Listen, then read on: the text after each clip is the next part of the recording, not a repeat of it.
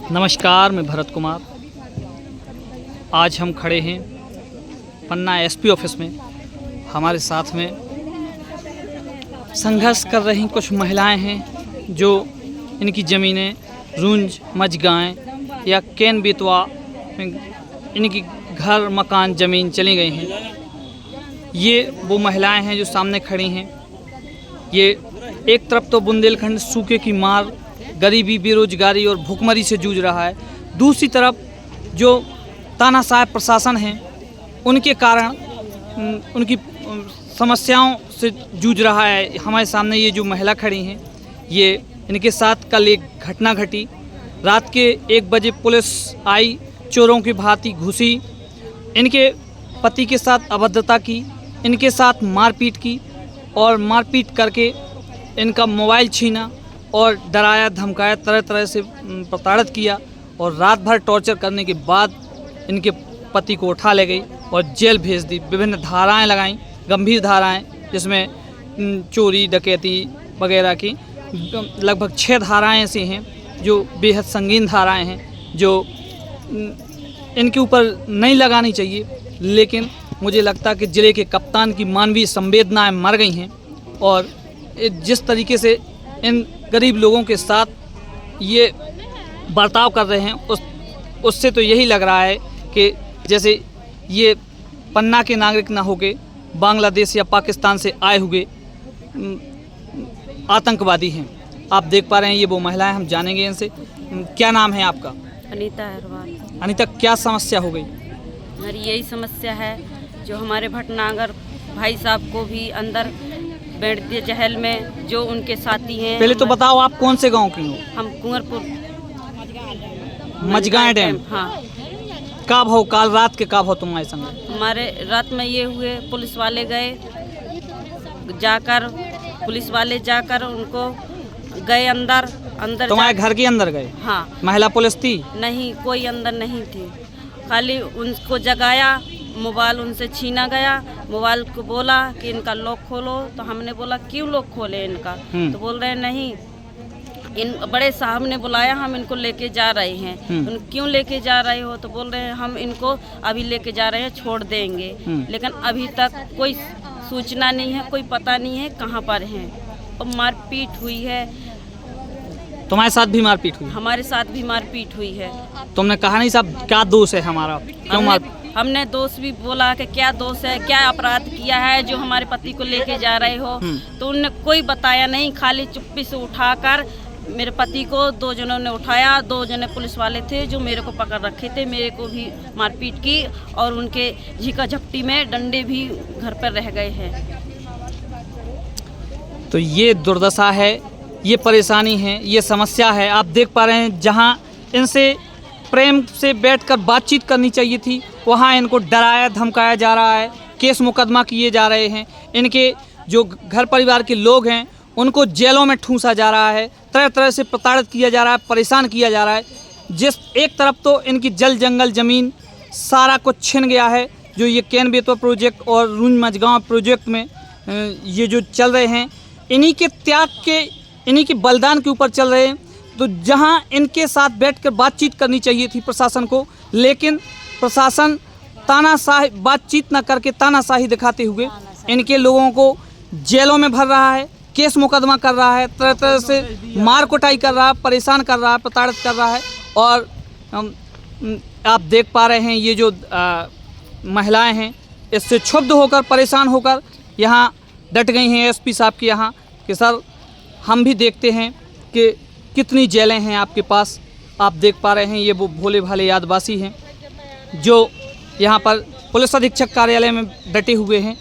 इनका कहना है हम लोग निर्दोष हैं, हमारे साथी निर्दोष हैं, हम लोगों की मांगें जायज़ हैं और जायज़ मांगों के लिए अगर हमें जेल भी जाना पड़े तो हम खुशी खुशी जाएंगे। आप देख पा रहे हैं ये छोटे छोटे बच्चे, बूढ़े बुजुर्ग, घर परिवार छोड़ के ये माताएं बहनें चिलचिलाती धूप में यहाँ पर डट गई हैं। आप देख पा रहे हैं। चाची कहाँ की आओ आप? गहदरा की। आज एसपी ऑफिस आई, कहाँ आई? अपना मांग भी है। मांग भी आए? क्या मांग है तुम्हारी? पैसा निकाली हमारा। हैं? नहीं करे हम निर्णय नहीं करो, मुआवजा नहीं दो। तुम्हारा क्या नाम चाची? तिजिया तिजिया। एसपी ऑफिस में काय डेरा डाल रहे हो? जा रहे हैं डेरा, जब हमारे लगा रहे हैं सो हमें तो डाल नहीं है डेरा। मुआवजा नहीं मिलो? मिलो सो तन मिलो, का हो उतने में का बने। अच्छा, वो तो पर्याप्त नहीं है। अब का हम बना सकिए, घर दूर का कार्य कर। सरकार तो कह रही कि हम मुआवजा दे चुके, तुम वहाँ अतिक्रमण करें, जबरन रह रही, मुआवजा को मुआवजा ले रहा हो, हट नहीं रहे। अब हमारे 2 लड़कन को नहीं मिलूग बिल्कुल। हाँ, कितने साल की है लड़का? लड़का हमारी एक नाती है, एक नातन है। वो लड़का खे नहीं मिलो हमारे, और 18 साल को एक लड़का है, वो खे नहीं मिलो। एक जने भारी को मिलो, हम का कर सकी, का बना सकी। इतने का है, इतने सब थोड़ी मुआवजा मिल रहे हैं, जो तो पुलिस लाइन है, एसपी हो चाहे हो, अब जुड़ी है, जनता से जुड़े हैं। अच्छा, तुम्हें पता नहीं है काय के लाने जुड़ी? जुड़ी है अब। तुम्हारा क्या नाम? माना फूलमती। इतने का है एसपी ऑफिस में डेरा डाले हो? हम इसलिए आए हैं, हम आज भटनागर भाई साहब पेड़े हैं। हाँ, हम उनके सुविधा के लाने आए कि जे हम वापस कर दें। हाँ, वो उनके कानून गिरफ्तार कराए हैं, कानून मॉडल किए हैं, किस लिए पकड़ के ले गए? जो हम 10 आदमी जो पेड़ रहे हैं, वे हमारा बाहर करें। तो आप देख पा रहे हैं, इन महिलाओं की सर्वप्रथम यही मांग है कि जो हमारे संघर्ष के साथी हैं, जो हमारे साथ में कंधे से कंधा मिलाकर हमारे लिए आवाज़ बुलंद करते हैं, ऐसे हमारे नेता श्री अमित भटनागर जी को रिहा किया जाए, और अगर इन्हें रिहा नहीं किया जाता तो हम यहाँ से टस के मस नहीं हटेंगे। आप देख पा रहे हैं ये वो लोग हैं हमारे साथ में संघर्ष कर रही कांग्रेस कमेटी की पदाधिकारी हैं। आइए हम जानते हैं पूरे मामले से, इनसे भी जानेंगे। मैम, आज यहाँ आप धरना दे रही हैं लोगों के साथ में, क्या समस्या हुई, क्या मुद्दे? ये कोई धरना नहीं था, हम केवल अपनी बातचीत रखने के लिए आए थे। कल दोपहर में हम सभी 2 बजे यहाँ पहुँचे एसपी मैडम से मिलने के लिए, ये बात पूछने के लिए कि अमित भटनागर और बाकी साथियों को किस धाराओं के तहत, किस गुनाह के तहत यहाँ पे रखा गया है, उठाया गया है। 3 बजे रात को गांव-गांव जाके पुलिस ने महिलाओं को क्यों पीटा, बच्चियों के साथ बदसलूकी क्यों की, और किस अधिकार के तहत बिना महिला पुलिस के वो महिलाओं से पूछताछ करने पहुँचे। एसपी मैडम को बिल्कुल टाइम नहीं था, उन्होंने हमें टाइम नहीं दिया। हम दिन भर इंतज़ार किए, हम रात भर इंतज़ार किए, हम सुबह के 11-12 बजे तक इंतज़ार किए।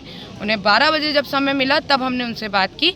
अब जो कि हम इतने सारे साथी सवाल पूछने के लिए आए थे, तो हम एकजुट थे, हम यहाँ बैठे हुए थे, और आप उसको धरना, प्रोटेस्ट, आंदोलन किसी भी वे में ले सकते हैं, लेकिन केवल हमारी उनसे यही मांग थी कि वो हमारी बातचीत सुने, अपनी बात रखें, हमें ये बताएं कि हमारे साथी कहाँ हैं, किन धाराओं के तहत उन पे मुकदमा कायम हुआ है, अमित जी के जो धाराएं लगी हैं वो किस किस बेसिस पे लगाई गई हैं, क्योंकि वो तो गाड़ी चला के अपने एक गांव से दूसरे गांव जा रहे थे, जिस बीच रात को 10-9 बजे के समथिंग उनको उठा लिया गया है। लेकिन जो कि कार्रवाई नहीं हुई, बातचीत नहीं सुनी गई, प्रशासन के कानों पे जूं नहीं रहेंगी, तो हम इतने सारे लोग पिछले 24 घंटे से ज़्यादा होने को है और यहाँ पे डटे हुए हैं। अब हमारी कलेक्टर मैम से बात हुई है, उन्होंने बोला है कि वो रीचेक कराती हैं सारे प्रोसीजर को, लेकिन अभी तक किसी ने ये नहीं बताया है कि हमारे साथियों को किसके तहत और क्यों, और इतनी लंबी 15 दिन की सज़ा क्यों मिल रही है। तो हमारा अभी भी ये सवाल है कि आप मुआवजा नहीं दे रहे हो तो नहीं दे रहे हो, लेकिन अब तो हमारे घर घर से लोगों को उठाना शुरू कर दिए। तो ये शांतिपूर्वक विरोध प्रदर्शन करना हम सबका अधिकार है, अमित जी का अधिकार है, जो 8 साथी अंदर हैं उनका अधिकार है, और देश की जनता का अधिकार है। तो हमें विरोध प्रदर्शन करने आज भी कुछ लोगों को उठाया गया, आज भी कुछ लोगों को उठाया, क्या लग रहा है, क्यों प्रशासन तानाशाही क्यों कर रहा होगा? प्रशासन तोड़ना चाहती है हमारी हिम्मत को, हमारे साहस को, हमारी एकजुटता को। एक एक घर से जब वो उठाएंगे तो दूसरे के घर अपने आप डरने लगेंगे। तो वही चीज़ है कि अमित जी इस जो पूरी चीज़ को अभी तक लीड कर रहे थे उनको उठा लिया गया है। अभी हमारी साथी दिव्या, उनका भी फ़ोन काफ़ी समय से नहीं लग रहा है, और यहाँ पे जो जितनी भी महिलाएं हैं उन्हें भी अधिकारियों द्वारा प्रेशराइज़ किया जा रहा है कि बांध तो बनेगा ही, चाहे कुछ भी हो जाए। तो आपको जो मुआवजा मिल रहा है, जैसे चल रहा है, अब वैसे तौर पे रखिए, अदरवाइज एक एक इंडिविजुअल को वही दिक्कत आएगी जो उन 8 साथियों को आ रही है। ऐसा खुद मैडम का अपना स्टेटमेंट है। क्या ये लोग बांध के विरोधी लोग हैं, बांध नहीं बनने देना चाह रहे हैं? सर, अगर बांध नहीं बनने दे रहे होते ना तो इतना बड़ा जो 80% बांध तैयार हो चुका है ना, वो नहीं बन पा रहा यही आज होता। विरोध बात वादे की हुई थी, बात इस चीज की हुई थी कि कानून का पालन करते हुए, ग्राम पंचायत लगाते हुए, एक एक परिवार का सही नाप लेते हुए मुआवजा मिलेगा, लेकिन सही ढंग से नहीं दे रहे।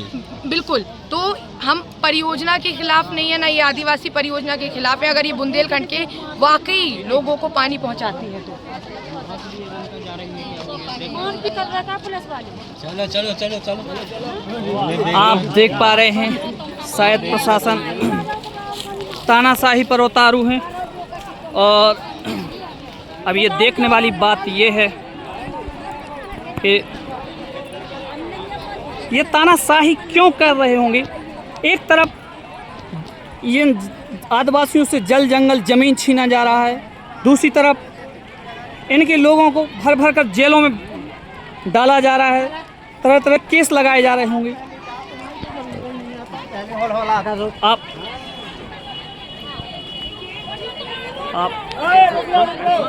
ये बात सुन लीजिए। एक मिनट शांति बनाए रखे। चाची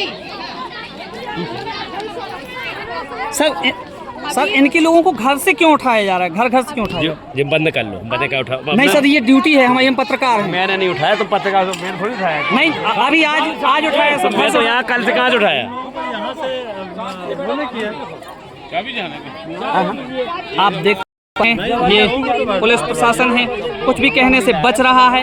दूसरी तरफ ये उग्र आदिवासी हैं और ये कह रहे हैं कि हम लोगों का दोष क्या है, हमारे बच्चों का क्या दोष है जो इन लोगों को चुन चुन करके घर से उठाया जा रहा है, गंभीर धाराओं में मुकदमा दर्ज किया जा रहा है। और आप देख पा रहे हैं ये पुलिस अधिकारी हैं, ये कुछ भी कहने से बच रहे हैं। अब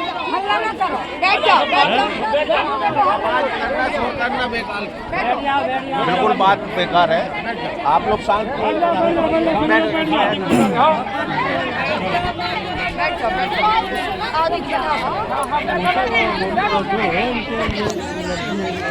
सर कुछ लोगों को घर से उठाया गया है। मुझे कुछ नहीं पता, मैं दूसरे थाने से आया, मैं कैसे बताऊँ। सर क्या कहना चाहते कुछ लोगों को आज घर से उठाया गया। सर क्यों घर से क्यों उठाया जा रहा है? कहाँ किसने उठाया? अभी ये बता रहे हैं नहीं अभी कहाँ से उठाया गया ये तो बताओ कि कहाँ से उठाया गया। क्यों किन के सर ये ड्यूटी है भाई, आप ऐसे कैसे कह सकते? नहीं, हम ये कह रहे हैं कि ये जब आपको नहीं मालूम है नहीं कि कहाँ से उठा गया, किसको उठा गया, तो क्या पूछ रहे हो? मैं सर बुला रहा हूँ, मेरे सामने कहा कैमरे पर कि कुछ लोगों तुम अपना काम करो, चलो फालतू की मत करो। जब आपको कोई जानकारी नहीं तो बात मत करो। नहीं सर मुझे पूरी जानकारी है। तो बताओ ना किसको कहाँ से उठाया गया, क्यों बताओ। किसके बुलाना, उनको बुलाना। जी क्या नाम है तुम्हारा? क्या नाम?